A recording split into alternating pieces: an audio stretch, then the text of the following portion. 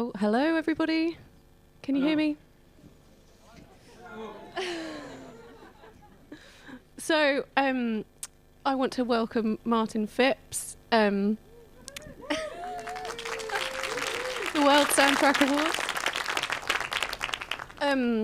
And yeah, Martin has 2 BAFTAs, 3 Ivor Novello Awards, and is this your 24th nomination? I've never been nominated here before, so Have you not? No, Oh, I okay. haven't. No, so it's great to be here. Really nice to be here. Yeah. And I'm sure all of you know Martin's work, but The Crown, Napoleon, Wallander, Peaky Blinders, and we've got Small Islands, which you won a BAFTA for, Woman in Gold, and so many other great British period dramas. So yeah, I should caveat this all by saying I met Martin about 12, 14 years ago, and I worked for Martin for a number of years as his assistant. So it's really special to be here today. Yeah, more than assisting, you were writing like loads of stuff. So yeah, I wrote some stuff. Great Expectations. Yeah, we did Woman in Gold Wallander. together, the last series of Wallander, and Woman in Gold as well. So yeah, so it's amazing to be, interviewing you, and I hope I can communicate to the audience what a big fan of your work I am, and how massively grateful I am to have met you, because I'm a huge fan of your work, and you kind of study, and then you actually don't know what you're doing at all, and mentoring someone like Martin, and seeing how they work and how they handle interviews, and sort of just getting tips from Martin has been I just feel so grateful. And honestly, I don't think I'd be here today doing what I'm doing had I not worked for you, so I'm very grateful. Anyway, so enough about that. I would like to start off just chatting about an interesting fact about Martin is that he is your godfather was Benjamin Britten. Correct. Yes, and Martin has his piano in his studio, which I was a bit starstruck about. And you've kind of grown up with this amazing musical family. Like your father was an agent, and Right. yeah. Yeah. My mum was. My mum particularly was Peter Pears and Benjamin Britten's agent, and so yeah, they used to stay with us in our house in London when they were in London, and so yeah, I was really lucky. I grew up with this music all around me. It was quite a. I mean, I don't think I listened to my first pop commercial record when I was about 11 or 12. So it was that insular, the world that I was growing up in. And that was a bit weird, but it was also amazing. And so you can obviously see the sort of musical privilege that I came from, and therefore not a great surprise that I would then go into music. But I would also say it was quite a daunting place to grow up as well. I mean, the idea of going into music, having been amongst that world, because it wasn't just agent to Benjamin Britten and Peter Pears, it was all the artists, those big classical artists of the time came through our house and were around, and it's sort of, the level of music was amazing. And I am, as Natalie will happily confirm, my musical skills are pretty poor. It's the pressure of that was a pressure, but it was also a real blessing as well. That's what I'm trying to say. It was 2 things. And when you were growing up, did you listen to much of Britain's music? Did you kind of absorb it? And I always think of the Sea Pictures and Peter Grimes as being really filmic, actually, and having lots of sort of pictorial elements in them. So I wonder if there's anything of Benjamin that you feel has sort of come back inspired to you. it. I've totally come back to it. And I think there's a process where if you grow up in an environment like that, then you're probably going to move against it. I did when I sort of, I realized being a classical musician, it wasn't as much fun as being in a band. So obviously I wanted to be in a band when I was a teenager and completely rejected classical music. But it was in me by that point. You grow up with something, it's in you. So you move back to it it comes out later, and I've come completely back to that. And you're totally right. A lot of that stuff is so filmic and interesting. I mean, I don't know how many people here know Benjamin Britten's work, and there's some operas like Peter Grimes I saw in Amsterdam last weekend, and it's just the most amazing bit of music that just keeps developing but never quite settles anywhere. It's just fantastic. And so yeah, I listen to that stuff, and that's just, you know, that's another world.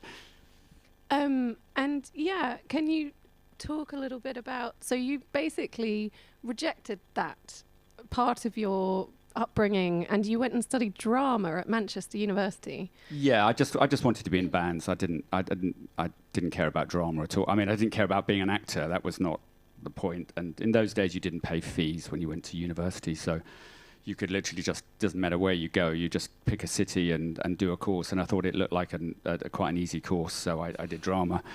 But then it was actually, to my horror, I had to actually act when I got there, and I was so bad, and that I started writing the music to the plays to get out of the horror of actually having to get up on stage, and then it was like, oh my God, this is fantastic. So inadvertently, I totally found out what I wanted to do and what I was good at, and being part of that narrative story and an idea and a sort of a drama arc was really great. That was really really important, and that showed me the way, definitely. Because being in bands is not good either. I mean, that's just hard work, and you've got to be with all your arsehole band members, mates. I could do it all on my own, and it was great. So this is much better. I think it's really interesting. Daniel Hart, who is a friend of mine, studied writing. Great composer, but he studied, script writing at university. Oh, yeah. And then there's Michael Giacchino, who's gone into sort of directing. So I feel like in our business, in our game, there's a lot of people who are interested in music and drama, and then, you know, what we're doing is a synergy. Well, I honestly feel like I work in film and TV. I don't work in music. Mm-hmm. So it's like, I mean, obviously I love music and I'm not a frustrated composer, and that I don't have a desire to write music on its own. I think there's enough music out there already. I don't need to write any more on its own. So I'm really happy to be part of someone else's vision. And that's for me the most beautiful bit is when you're working with a director or a producer or a showrunner or anything, and they've got a real idea, a real vision, and you've got real confidence in them. You really can see that they're really clever, and that chance to work with someone else really clever is almost the best bit about my job. That's what I love most. I feel like I've been reading up about you recently, but I was interested to know that Michael Nyman you cite as being a sort of film composer who really stood out to you in those early days. So can you talk about some of your influences coming into film music? Michael Nyman was, I don't know how many of you come across him. He did all the sort of Peter Greenaway films in the 80s, and it was seeing Draftsman's Contract was, I mean, like John Williams, and, you know, respect to him and all the stuff you've done with him. And it was Star Wars in the 70s, and I loved that, and it was great, and that definitely turned me on to the idea of film score. But in the terms of the actual music itself and the use of music, it was seeing Draftsman's Contract in, I don't know, mid-80s. And I just remember I was on the TV. It was just happened to be on, and I caught a bit of it. And there's this scene where, like, these shepherds are chasing sheep. I mean, it's set in the 17th century. I mean, it was mad, but it was this crazy classical rock and roll music blaring out, and it was the energy and the irreverence of it, and the and the three chords. I mean, it was three chords, and over and over and over and over again, but with such vitality that I don't know. It really struck me. I was just open-mouthed at it, and that really opened me up to the idea that you could take a kind of commercial pop aesthetic and marry it with classical music, and get something really interesting when it comes to scoring. So was there a moment, like a film or a piece of music, was there a moment where you went from studying drama to going to the NFTS and studying film composing? What inspired you to change and do that master's? Oh no, I mean, as I said, the drama was never like serious. I'd never thought I was going anywhere with that. It was just what would get me into writing music. And to be honest, it was about getting near people who were making films. And that's for any composers, young composers, I would suggest that's the best. But don't hang out with musicians. There's no point. I mean, they're not going to give you a job. So you want to find the people and the directors making stuff and stick near them. That was just I was just trying to find a way of doing that. And NFTS, which is the National Film and TV School in London, was the sort of where I thought I might find some directors who were doing good stuff. So yeah, it was an obvious place to go. And you were in the same year as Dario Marinelli. I was. Fun fact. Yes. That was. He'd already made I mean, I don't know what he was doing there. He'd already made a big film and was hardly ever there. And it was pretty relaxed. But yeah, he's done all right. But it is such a great place to go and study. I also went there. And the alumni, kind of people hanging out afterwards, and I guess that's how I met you, through the NFTS.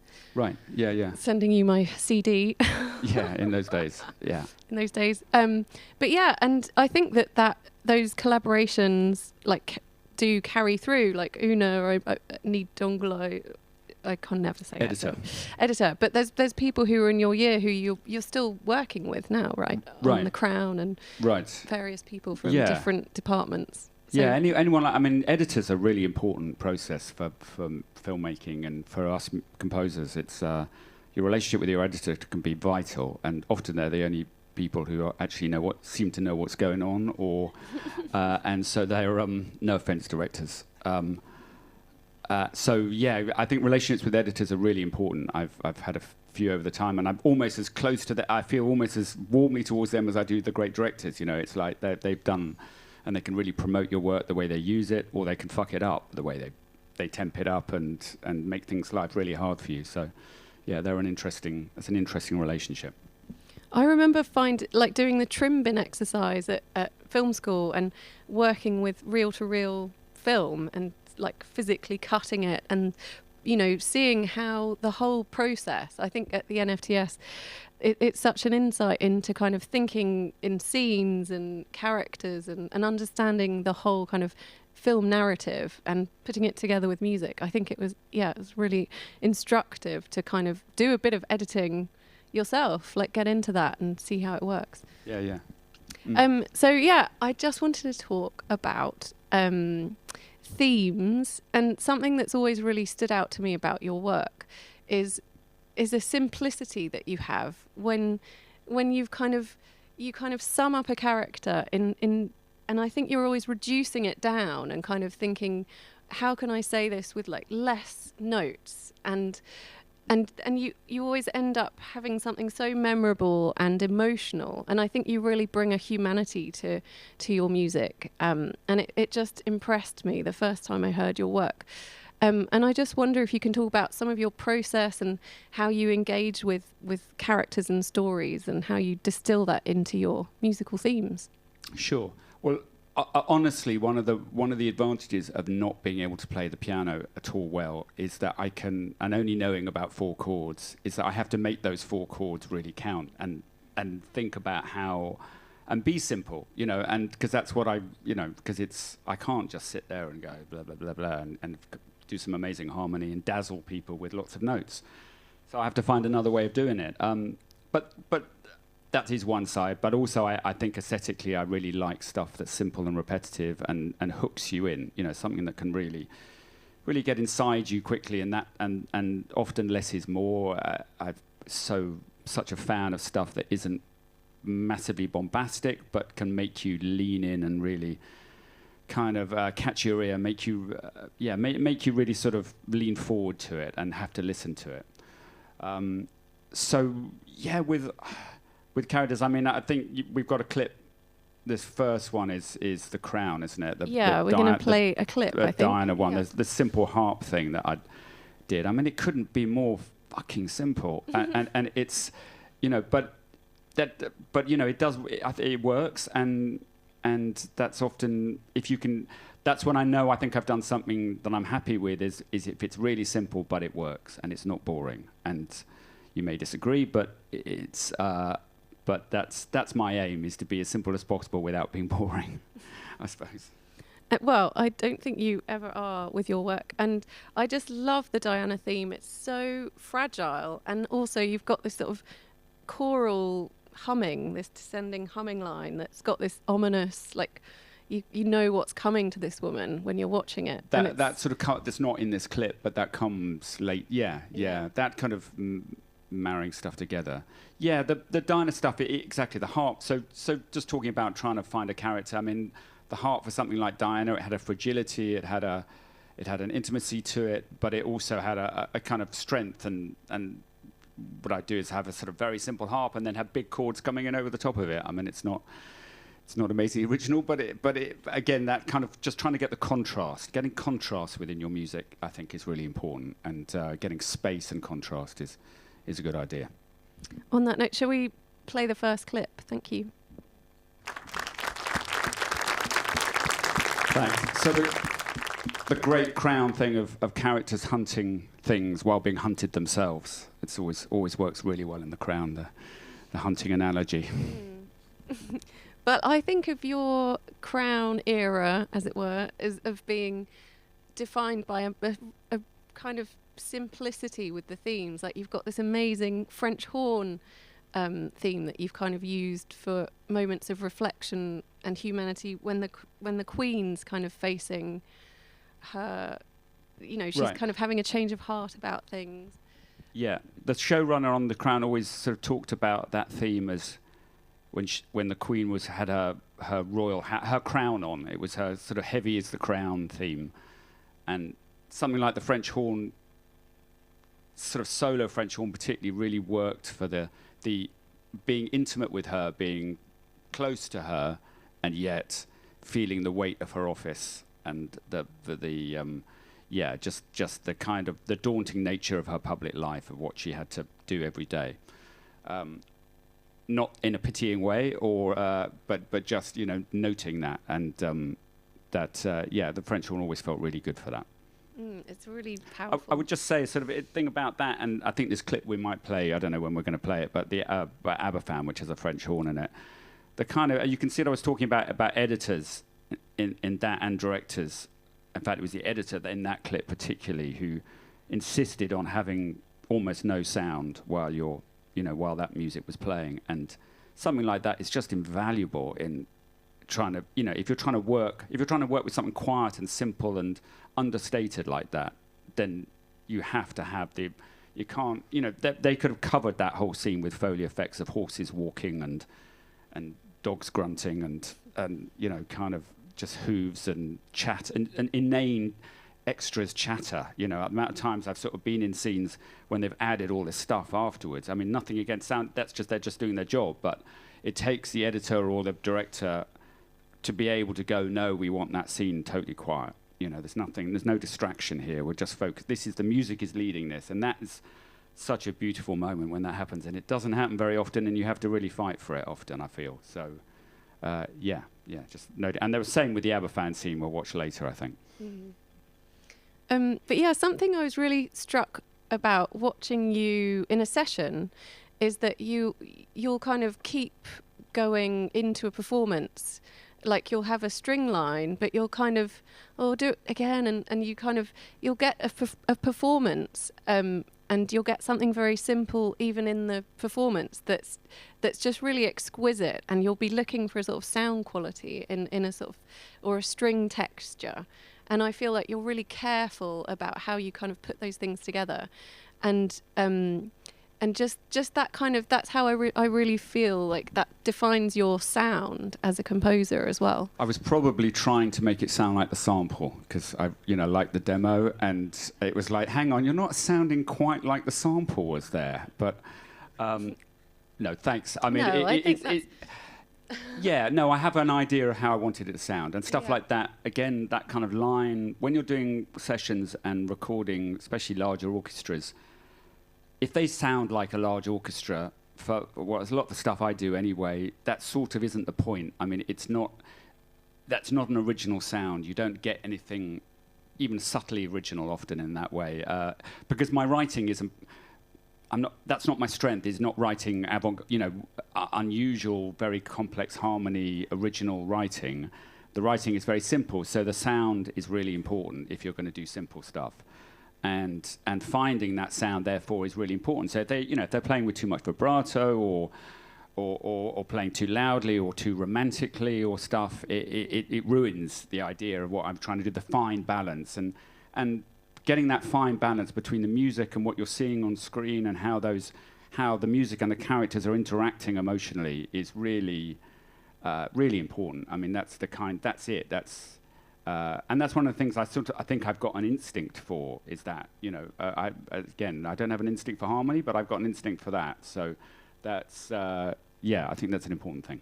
I really think about you a lot in sessions where I'm kind of like, my instinct is like, oh God, I've got all these musicians here, I should be using all of them. But it's like using them in the right way to get something that's actually really distinctive. I think that's No, I mean, I always feel terrible about making musicians play one note or 4 notes over and over and over again and then asking them to play it again. It's like, what the fuck, we just played that. We don't need to play it again, but it is important. It's whatever. Yeah. And so on to another. I met the costume designer from The Crown a couple of weeks ago, and I think she spent something like 8 or 9 months making Diana's wedding dress.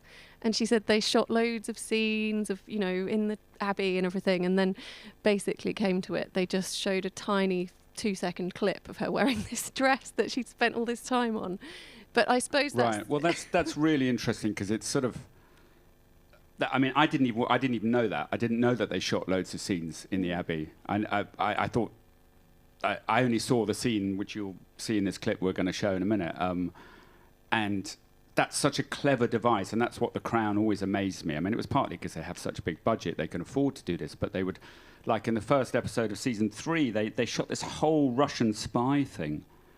And it looked fantastic and was so filmic and incredible and like, wow, this is so cool. And they cut the whole lot almost. I mean, almost. It just became a small little footnote because it wasn't right it wasn't relevant to the idea that the main guy, Peter Morgan, was trying to say. And the courage to do that is incredible. And, and actually, if you can apply that to your music too, it's you get something you really love, but actually it's not right and you've got to let go of it. It definitely can. It was a good lesson seeing that, and so hearing that's interesting because it works brilliantly the way they've shot it. Because you never see the Abbey, you never see her actually in the church. It's always just getting ready to go to the church, and at the last shot she's leaving for it. And usually that's a budgetary constraint that they do that, but not in this case. It was a deliberate choice.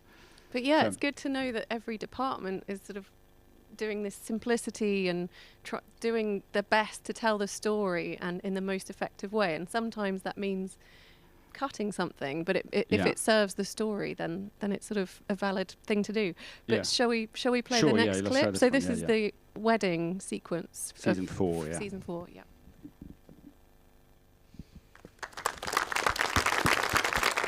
Such great acting. I mean, to be able to score something like that with that kind of acting and is just amazing. And obviously the design and everything, but just those performances of people doing nothing almost, and yet being so menacing and full of, just full of agenda. It's great.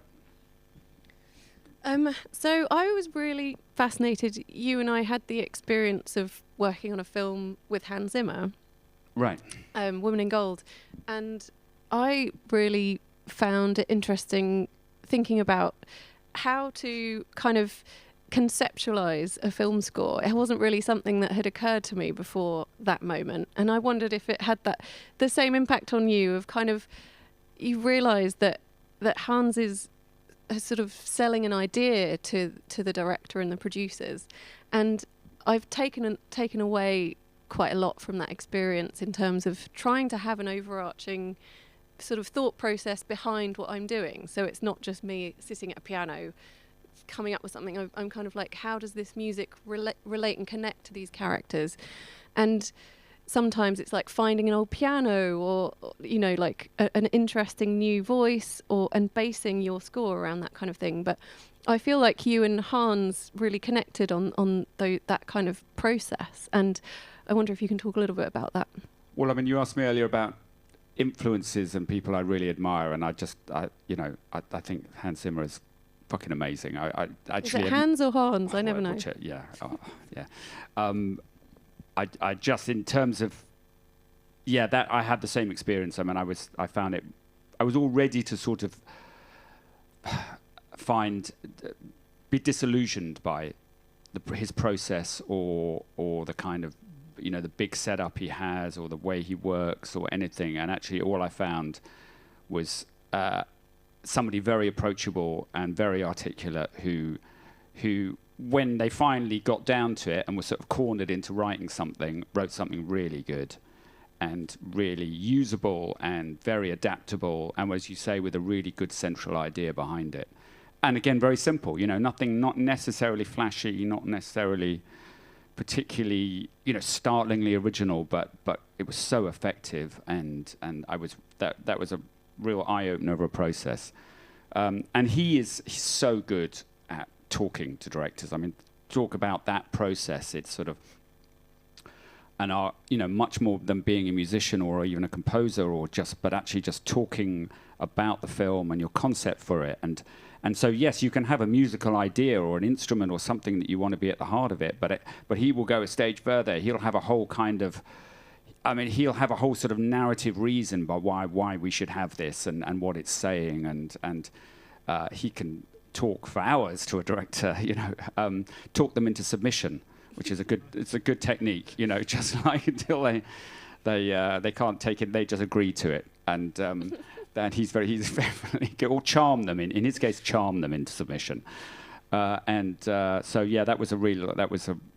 really enjoyed. I mean, it was a hard process. God, that film was hard work, not least because it was a Weinstein film, but it was that connection with him was fantastic. I really enjoyed that. Mm-hmm. Yeah. So, do you feel like how much of a connection and a theme do you think is conceptual, and how much is instinctive? And what do you think your process is? Is it kind of sitting in front of a computer, slaving away trying to come up with something? It's a really good question, and I think it's totally both. I mean, and each person comes at it with a different combination of those two, of conceptual and instinctive. And I don't think you can be all of one or the other, or you will run into trouble, especially on the kind of bigger projects. You definitely need a large amount of instinct, because in the end that's what's driving you, and if you haven't got that, then it's probably time to go and get another job. But you do need to be, I think, thinking about stuff is important, and really trying to get your head around the bigger picture and engage with that is also what makes the really great composers who can do both. And that's but having time to think. The trouble is, on a lot of the projects we work on, we don't have time to think about stuff. And I've been lucky on the stuff I've done that mostly I have, and I try and avoid projects where I don't have that, where it's a real, it's just a real scramble. Because I think it is important, and you can spend time with stuff, and stuff evolves when you're writing, and it's, unless you're a fucking genius composer, which there are some who can just bash it out and it'll just come to them. Most of us aren't like that, and you have to, and it's better to be able to live with something and let it evolve naturally, and you'll get there, but you might not get there straight away. But that's okay if you've got time. And I remember seeing you'd kind of create folders with, like, I remember Pumblechook, the character. You'd have like ideas that you'd recorded from a percussionist that were really strange, and some string sounds. Right. I think Sonia did some things for that, and then you I felt like you worked in a sort of tapestry. Definitely trying sometimes. To think about your characters and associate stuff with the characters early on. Clearly, getting your head into the narrative, just sticking your head in a musical world and being off in your studio doing great music is great, but it's not going to be necessarily that relevant. And getting inspired by the characters is a beautiful thing. When you really start to kind of feel the character coming through you a bit and getting in their zone, then that's fantastic. It's really satisfying. Mm-hmm. And so I feel like you kind of go and hear lots of music, and you find performers that you're interested in. And like, I'm thinking, when I heard your War and Peace score, I was just like, what on earth is that? That weird floaty voice that is just. It was the countertenor. It was a countertenor I heard in an opera in Hyde Park or somewhere like that. Yeah. It was Yeah, I mean, the trouble with doing our job, and I definitely used to listen to a lot more music than I listen to now. Now, kind of by the end of the day, I want to listen to a podcast or something, or watch some sport, or like but actually getting that inspiration from elsewhere is really important, I think, for most people, and being able to get inspired by somebody else's sound, and then, you know, if you've got the privilege to be able to bring them on board and work with them, that was great. And so there was that countertenor, sort of high countertenor sound, really always a very otherworldly sound, a countertenor. When it worked so well in the story, it was just so haunting. Another really interesting spare choice of your that I just love that War and Peace. I think this is our next clip is from War and Peace. Not Napoleon. Is it Napoleon? Yeah, you might. No, I'm sure I think they can that's skip one. Shall we have the War and Peace? War and Peace, if you can. Yep. And can you turn it up a bit? Is that possible? So yeah, that was a clip from Napoleon. Right. Yeah. For Russian specialists, you'll realise that's not War and Peace, and that was Napoleon. Similar. But there is a connection, though. No, there is a connection, and they licensed that. That was in War and Peace, that piece, and it was licensed for Napoleon. So we redid it, but it was So just I'll talk a bit about that, and we'll play the War and Peace clip in a minute. I love to nick other people's music. I mean, no, don't get the lawyers involved here, but out of copyright and traditional Russian stuff.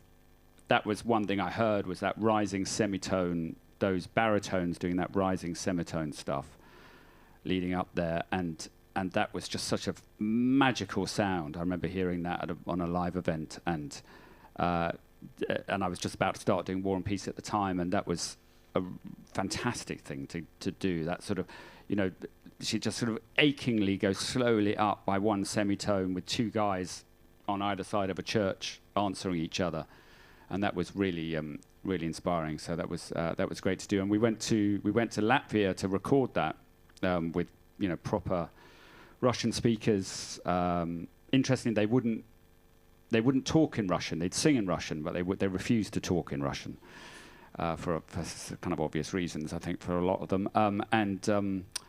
But they could do that kind of style of singing, and when you get a particular style of singing that you can lock into like that, it's really great. But I feel like you've done this a few times. You've written something that's so memorable, and someone has heard it, a director, or it's been put into an edit, and then you like Women in Gold. They heard something from Persuasion. No, they had me in on the temp. I mean, being in on a temp track for stuff is really good. That's, again, relationship with editors. Very good to get in on a temp track, because then your music starts becoming part of this narrative, and people fall in love with it, and you're not having to deal with temp love for somebody else. You can deal with temp love for yourself, which is a very nice thing. It's a really always try and get your music used as temp. I don't quite know how, but it's a good thing to do.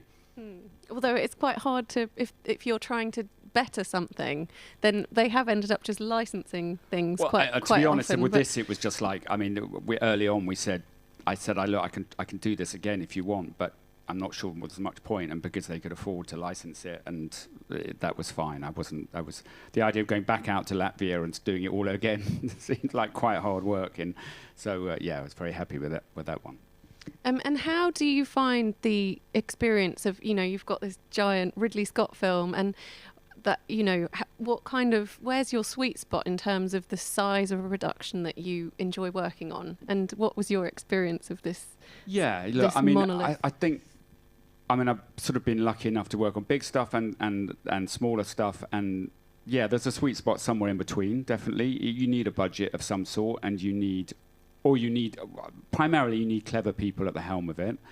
But then within that, you want a framework of a working experience that's kind of open. And the trouble is, the higher stuff up you get, the kind of more isolated you get. As I think as any department, it's very much your section that you do, and you don't have much contact with the rest of the production. And that's certainly what I found, and I missed, because when I did have conversations with Ridley or any of the sort of the editors and the team, they were great and really good, but I didn't see them that much, and it was, whereas I mean something I've just done a Netflix spy series, and that was my sweet spot. Definitely, they had some money to spend. It looks great, and there's some clever people doing it. But it was a very open and very collaborative experience. And so, yeah, that doesn't necessarily. The bigger things aren't necessarily the best for that kind of thing, I would say. Oh, shall we play the? Sure, the War and Peace. So this is back to the countertenor now. Yeah. Okay.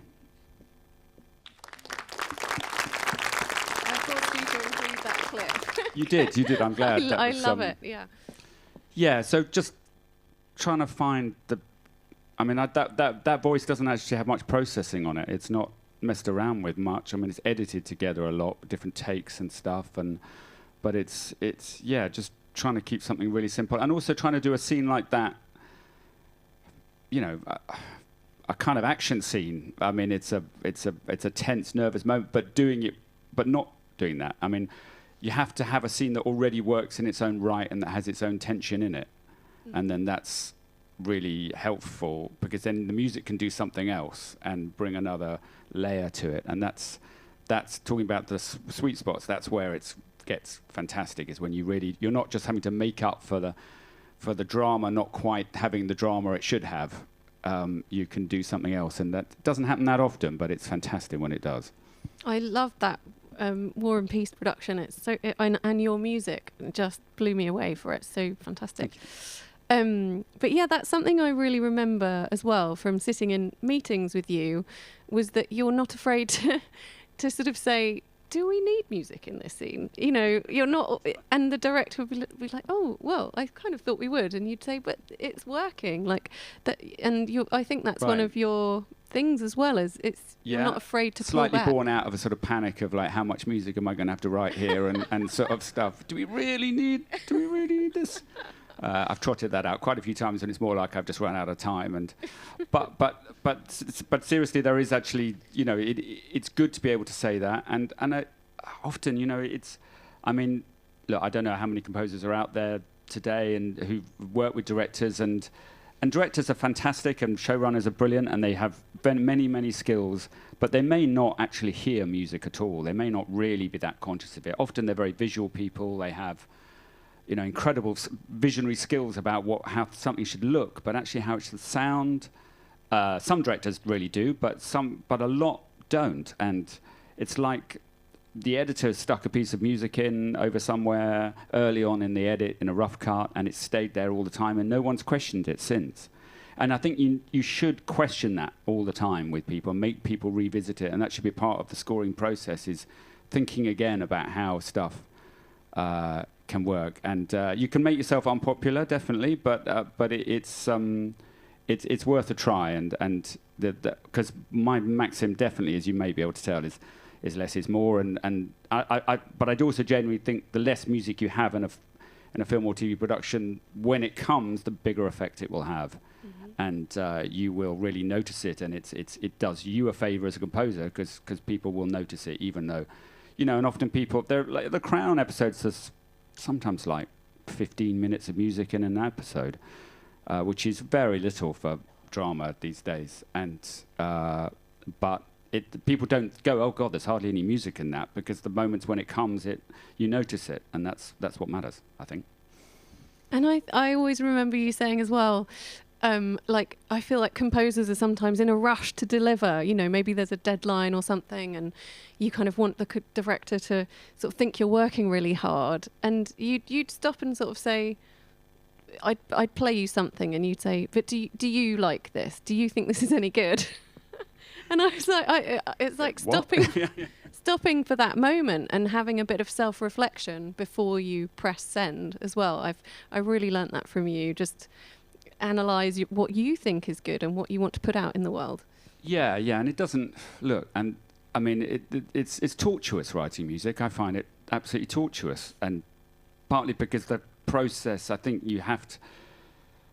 On the whole, to come up with something good, you have to really question what you're doing, and obviously there's a time to stop questioning it. But it generally makes it better if you can really spend a bit of time and look at it from different angles, and And also, would you? I mean, I don't. I tend to write more melodic music, but I'm also the kind of thing of, would I listen to this? Would I get something from this if I heard it on its own?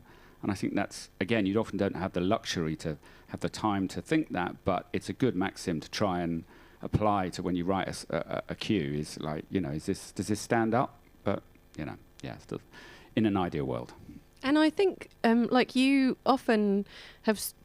You'll mix your own work as well, which I think is sort of a testament to how much your work speaks of you, is that you kind of know that much how you want it to sound, that handing that job over to someone else is quite a challenge for you. And you still do continue to mostly mix yourself, don't you? Yeah, I do. I mean, again, it's just totally, people work in different ways, but yeah, I do mix, because it sort of grows organically as I'm, even if you have a big session at the end, I'll have got the demos sounding in a way that I think I kind of know what they're doing or what's missing from them, and then we'll add it with the bigger live stuff. But mixing, but I think often I listen to my mixes and I think they sound shit. So, and they didn't sound great there, I have to say, but that might be the speakers here, but I'm not I'm going to blame it on the sound system here. But it's, and I listen to other people's and they're crystal clear and bright and you can hear every element of it, and it's like, oh wow, why don't my mixes sound like that? And then it's probably because you do them yourself. But but then that sort of letting, that bit of letting go, I like to let go in other ways of stuff, but that bit of letting go is really hard. And if someone comes along and really changes the sound of something, it's like, no, that's not what I meant. So it's tricky. Also time-wise as well. God, again, just talking about time, if you can mix it yourself and do it in your own studio, that saves a hell of a lot of time. And things change all the time, so you can go with it. But I'd like to meet a really good mixer who could do all of those things. But yeah.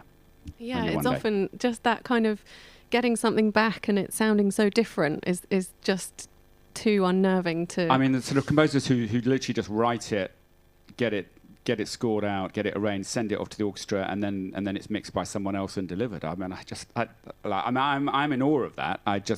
It's just not a way I could work at all. I don't know. And you said recently you've enjoyed working with a music editor, because I can't imagine if you're delivering all the mixes yourself, you're going to be having to tweak if there's any picture change at the last minute. So yeah. I mean, music, I see, but it depends what kind of show you're writing on. If something like The Crown, a music editor was pointless, because everything was so precise and there wasn't that much music anyway, and it was sort of, we'd all decided a long time where every note went pretty much. So, but if you start to move in, the thing I've just done is a more genre thing, and there's much more music, and there's a lot of episodes being mixed fast, and so having a music editor who can take your stuff and run with it and be creative with it and reuse it, that was a real eye-opener, and I was very grateful to him for that process. So yeah, I guess I just wanted to sort of round up our little chat with like a reflection on the job and the industry, and how you think things have changed since you started to where we are now. Right. Well, certainly TV. I spent, I came out of film school definitely wanting to be a film composer and obsessed about film, and it's very easy to see how TV has changed massively with the streamers and the money that's been pumped into them as a result, into the whole industry, and film has suffered as a result. I think the sort of mid-budget film has been taken over by high-end TV, and that's for good or bad, I don't know. But I mean, certainly, suddenly I was working in an industry where I had no problem. I'm very grateful to be there. I'm not looking at film and going, I want to be there instead, because if you can work on top-end TV, it's as good as anything. And you've got the long form. The idea, and I think TV can also really, people watch TV as well, which is really nice. You do something and people have seen it. That's also really great. And it comes back and people live with it and it becomes part of their lives. And that's a really nice thing. That's a really satisfying thing. And it's quite hard to get that with film. It's definitely a more challenging process. I think it's changed like that. And who knows? I mean, the industry's definitely cut back now. I don't know any of you working out there.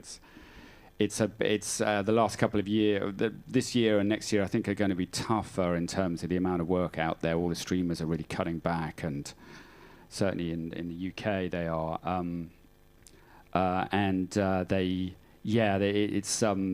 So that it's tougher time. We had a sort of bounty after COVID of like an explosion of commissioning, and I think that's been pulled back now a little bit. But hopefully there's still work out there. And I just wanted to say, before we go to questions from the audience, that, there's been a lot of talk about equality in who's scoring things. And I think Martin is, I hope he doesn't mind me saying this, but as I said at the beginning, I don't think I would have had a career had I not met Martin, because the first composer I assisted out of film school told me that no one would take me seriously as a woman. And so I stopped for sort of 6 years and then sent Martin my CD. And I'm so glad we had that coffee. And I remember you saying, I don't know why there aren't more female composers, because it's a great job for, can fit it around family. It's very flexible. And you've actively, I think you've encouraged lots of women, there's Ruth over there, to be in the industry. And I'm hugely grateful. And it means a lot to be interviewing you here in front of everyone, and thank you. That's great. I mean, I don't know. There's sort of, I definitely think quite a lot of composers like myself, my age group, and older white males are feeling like, we can't get a job anymore. The women are getting all the jobs, and it's like, God, like years of people of men getting jobs who didn't really deserve it. So it's like it can work both ways. It's fine, At least there's a little gender equality now of some sort. I mean, it's still not there, is it? But it's getting there, which is it's good to see. Well, I think that reflects in your work that you're a sort of there's humanity and warmth and kindness in your work, and you as a person have that as well. Thank you so much. Anyway, so shall we go out to some questions in the audience? Hello, my name is Arjan, and I'm Hi. a composer. I was wondering if you ever had to deal with some creative disagreements with directors or producers, and if so, how did you come to compromise or find a workaround to meet each other in the middle? Yeah, I mean, I've never walked off or been sacked off a job, which sometimes I think means that I'm not radical enough, and I should be pushing boundaries more so that I don't. I think because one of my strengths is talking to directors and talking to the creatives team, and I understand them. I kind of get what they're trying to do, and also what they're up against as well. It's very easy to forget, especially we come in right at the end of a process of what a production's been through and what they're dealing with on many levels. So finding that, I will compromise. I mean, there comes a point where I definitely would have walked off a job if I couldn't have found, if I was having to write music that I just didn't get and I didn't agree with. And I have done it a few times. I have just gone, okay, I don't really like this, but I've got to do it. But there comes a point where you can't do that because you'd just be writing shit music. So, it's always good to try and talk and as I say, see the other side when you're feeling dissed and neglected and unappreciated. Just they're probably just passing it on. So try and be reconciliatory if you can. Hi, my name is Renger Koning. I'm also a composer. I just saw Napoleon in the director's cut the other day. Oh yeah, I haven't seen it. It's too long. But no, the question is, are you involved in this director's cut that it's 40 minutes longer, or is just all the music editor is doing all the recutting? I wasn't involved. I wrote one extra cue for it. Ah, okay. Yeah. But I mean, talking about process, that was an interesting thing, and that I was just like, they were like, "Can you write this cue, please? This is, you just write this," and he's saying, "Don't you want me to do, I know it's a lot longer. Do you want me to do any others?" So it's like, "No, just write this one." Okay. Hello, thanks for everything and your work. I was just wondering, because in our generation we are we are, je vais dire confrontés, mais we are facing many discussion with directors, not face to face, but in distance. Are you confronted to that, or you always manage to be facing the directors when you discuss about choices and music you present? Yeah, I would really try and get into a room with people if you possibly can at any point, even if it means travelling some distance. I think that's really important. To do a whole job virtually is weird. I have done it, but it's not that healthy, I don't think.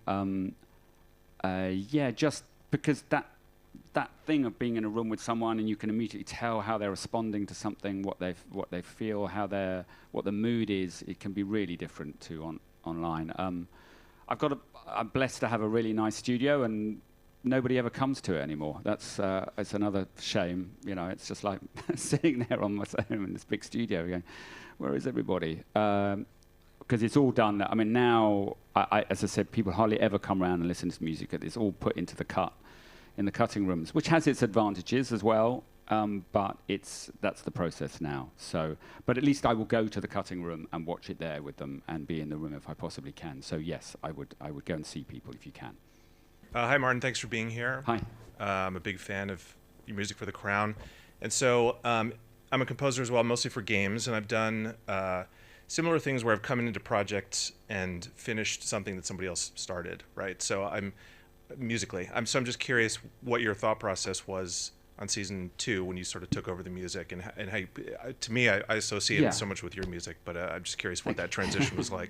Well, that I wouldn't normally do that, but then it was The Crown, so and it was like, my God, this is. I mean, I have to say, when The Crown first came out, I thought, God, what a shit idea for a series.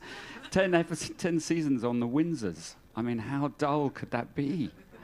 But then, obviously, that's the point about really skillful, visionary people. They make things you didn't think of. So no, when I'd seen, and that was the advantage of coming on later to something, is what it is. It's established, and you don't have that. And that's a massive respect to Hans and Rupert Gregson-Williams mainly, who did the first 2 seasons, and Lorne Balfe, because they had to deal with that. What is this? And I didn't have to deal with that. It knew what it was, even if it was changing and moving on and becoming something different. At least the series kind of had a benchmark. So, but normally, I think actually, but that painful process, that birth process of what something is really important, and I wouldn't normally want to miss out on that.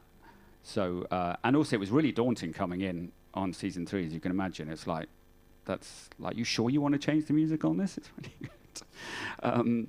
But I'm very grateful I did, because but probably not normally. Thank you both for this lovely talk. I just wanted to ask, like we said, you guys said already, a lot of what defines your music is the unique sounds that you put together. And I wonder how early in the process do you start thinking about sounds versus melody, or those simple chords that you yourself kind of talked about? They both go hand in hand. And melody, I mean, look, I still always just sit down at the piano and play stuff badly. That's still very much part of my process, is doing that. And then it's hearing something else and going, if I put that sound with that melody and we'll use that instrument. So, it's an evolving thing. I mean, I don't know about any of you guys, but I get those kind of 5 a.m. wake-ups when I suddenly hear something in my head, and I rush down and I play the piano, and it's like, oh God, this sounds great, or sing into my phone, and then you listen to it the next day, and it's like, what on earth was I going on about? But those are lovely moments where you think you're being inspired, even if you're not. But it's like it's that comes back to the thing of having time to be able to do that, and. But also that's often the pressure of the job. That's why you're waking up at 5 a.m. is thinking about stuff. But that's all part of it. Hi. Martin, Ivan, also composer. I was wondering what your stand on when you meet a director who's not hearing anything, and you realize music is not his thing. Where is your limit? How you said you were good at talking to the team. Yeah. Where do you? How much boundaries do you put? How do you deal with well, in such that situation? in that case, it's not necessarily bad that they don't hear it. You just got to. It helps me if I understand that they're not hearing it, and then I will be braver in what I'm suggesting and trying ideas out. And also, to be honest with directors, I really, or anybody, it's like being told what they want to feel is as much use to me, in fact, almost more use to me than them saying, "Oh, I hear French horns here." That becomes, it's sort of, sure. I mean, okay, if you do, that's great. But I actually I can relate to how you should feel when you're watching something, and then someone's understanding of what a beautiful piece of music is. Quite often, I'm played temp that I think is overtly sentimental and quite dull, and they think it's absolutely beautiful. And that's always a little bit of a problem for me. Certainly Ruth and me have had that on a couple of projects. But you have to sort of work past that and try and work out what it is that they love in that piece of music, and understand that, obviously we've got all totally different, what one person's sentimental thing is someone else's really emotional, beautiful thing. So it's just trying to work that out, and that, as I say, that's just part of the process. And as long as they're making a good film, I can live with it. That's if the drama's not working either, then it's like, okay, whoops. Do you remember when Hugo Blick came in and he was like, "Oh, I just want to play you something," and he played it, and we were like, "That wasn't bad actually," and he was like, "Well, I just wrote that on the train on Bloom on that Brian Eno app." Oh, bloody hell! Yeah. That's a bit scary, isn't when it? directors start writing the music. Yes, that was. Yeah. Yes. Okay. Hello, my name is Daniel Verstappen. I'm a composer and pianist, and you were talking about a collab with Hans Zimmer, and also with other composers. Do you work often a collab or with other composers, and how do you experience that? And can you speak about the difference than working just alone? Yeah, I mean, look, I think it's working. That film was an odd one, and it was supposed to be Hans doing it, and then he gave it to one of his guys, and that didn't work, wasn't working out. So, and I was on the temp, so they got me in, and then Hans became, and we were supposed to deliver it in 3 weeks, and actually then they realized there's no way we were going to deliver it in 3 weeks. And then Hans was on tour, and he came back off tour, and he was suddenly available again. So it was, but that was part of the really respect I had from him. Instead of just going, "Look, get out of the way, I'll do this, it's fine." He was very much, "Oh, you've been working on this, we'll do it together." But that is an unusual process. I wouldn't normally work with a composer. I definitely love bringing people in to help me, or to come up, write some additional material, or try and make my stuff sound better, or stuff, whatever. But actually, I think before I bring anyone else in, I need to know what it is that I'm doing, and what the project is, and what the sound is. And just starting off at the beginning of a project with some, bringing another composer in, or saying, "Let's write it together," that wouldn't be my. I've got to wrestle with it myself a bit and be alone. And I'm not very. I have to be on my own in a room, just going, "What the hell is this?" for a while before I can sort of talk to anybody else. So it's not. But a lot of people do it all the time. So it's just a different approach. Do you do it, Nat? Do you work with other people? I do. Yeah, I think I can't. I need that inspiration of like performers, and I've hired Andreas. So you get people in to play early on and get inspiration from that. Yeah, kind of thing, I'll quite often like ping it out to various musicians to get a bit of a live performance on something. But like you, I also like, I think hiring people who are coming up is really important, because it's sort of, people want to learn and assist, and it's such a good, sitting in on a meeting is so invaluable when you're starting off in the industry. So I think it's really important to sort of make sure you're making space for people as well. Yeah. But honestly, I'd like to think it was a selfless pursuit, but it's really, I just want some help, or, I just like, sort of, God, you did that really well. Come and show me how to do that kind of thing. But it's, but it's Yeah, it is it's a very lonely process, as you all any composers know. I think it's a very solitary process most of the time, and so having some other people involved is nice at some point. Oh, so I think Martin may be up for a knighthood after The Crown. What do you reckon? Oh God, I hope so. Jesus, it's should have written I a thought more it was part of my flattering contract. a flattering Prince Charles theme. Maybe you'd have edged that in. Yeah, but we shall might we? have blown that actually in the last couple of seasons. But yeah. Or an OBE, I reckon. That's in the works. But shall we play the last clip, which is the French horn, Lonely Crown? Oh, okay, yeah, the quintessential Crown, Queen, and the weight of heavy is the crown. This is the last clip. So I should have given you some a quick preamble to that, because that was a really interesting scene to write for. That was one of the hardest briefs I've ever had, which is early on when I started. This was episode 3 of season 3, and you get that it's a disaster, that she's where kids have been killed in a coal accident.